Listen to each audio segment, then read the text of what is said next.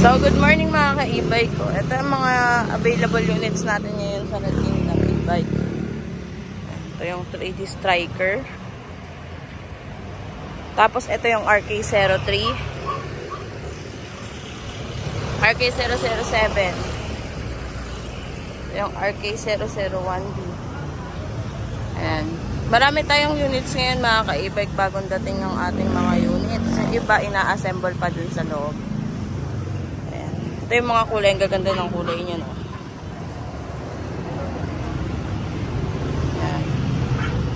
Tapos, ito. Ito, maganda yung brown.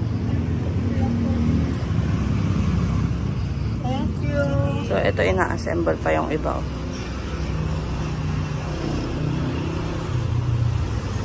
Kaya sa mga nagtatanong kung ano ba, bago ba yung mga units, bagong-bago po mga units namin.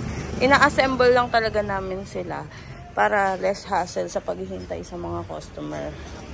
Kasi kapag hihintayin pa nila yung pag-assemble, medyo matagal. So, ang gagawin na lang pag may bumili sa amin is QC na lang para less hassle na sa paghihintay. Lalo kapag ipapadeliver, syempre may charge yung may charge yung paghihintay sa mga delivery, 'di ba? So, ngayon i-assemble na namin siya tapos i-QC na lang. Ito yung mga two wheels natin. Oh. Ito, 3D Striker na black. Ito yung RK122, 121. And ito yung mga available nating colors. Ito yung 113. Ito yung RK120 natin. Yung may tatlong gulong. Tapos, ito yung RK03 B1. Tapos, yan sa mga natin, may available parts tayo.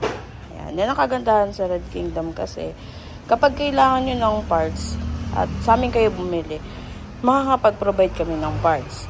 Yun nga po, paulit-ulit ko lang sinasabi, kapag special po ang order nila at rare, katulad karamihan sa mga e-truck po, yung mga parts nun is by order. So, medyo maghihintay lang tayo ng medyo matagal-tagal. Pero, makakakuha pa din naman tayo. Ayan yung mga available nating parts. Ayan.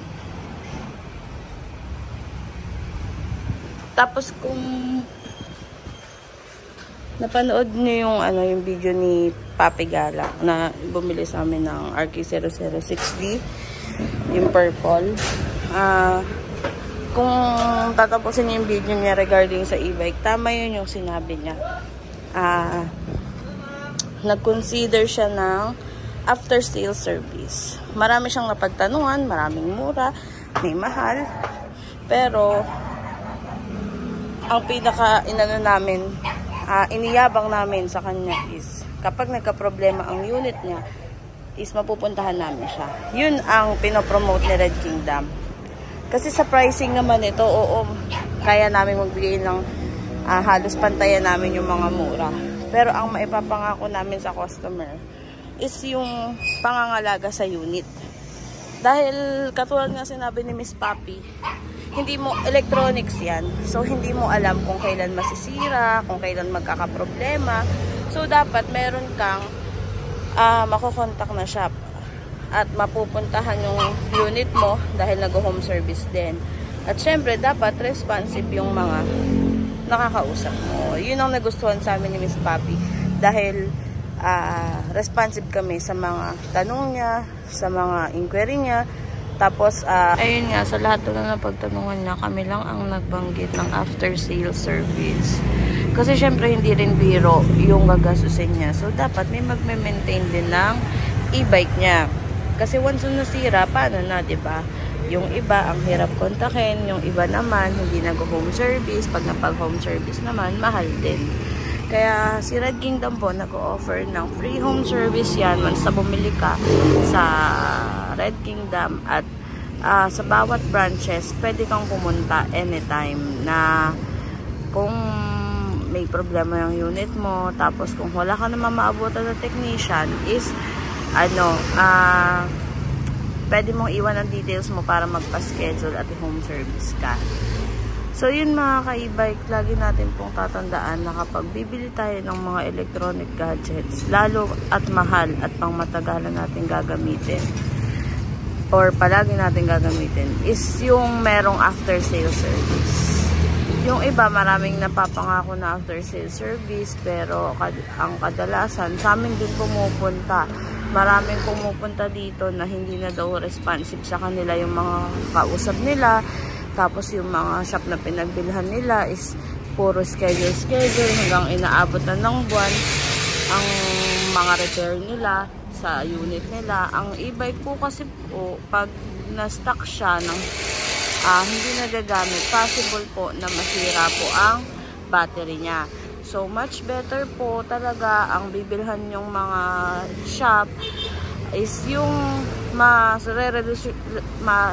mareresolusyonan yung mga problema ng e-bike nyo. Lalo na pag na-running, delikado po ang battery dyan pag na-drain ang battery. Kaya dapat agaran po yung magawa. Sa Red Kingdom po, hindi po kami masyado nagpapatagal ng mga repairs. Pera na lang po, inaabot ng weeks. Yung mga, katulad po na sinabi ko, is yung mga special order. Ayun. So, kung may mga inquiry kayo, message lang po kayo sa ating page at paki-follow na din po para updated kayo sa mga videos ni Red Kingdom at yung mga updates sa mga katulad ng pagre-register at yung mga bagong unit ni Red Kingdom at mga services. Nood na rin kayo sa YouTube channel ni Papa Joms para rin po updated kayo sa mga ina-upload naming mga videos. Yun lang mga ka-e-bike. Ingat po kayo palagi. Maging responsible driver po tayo ng mga e-bike. Bye!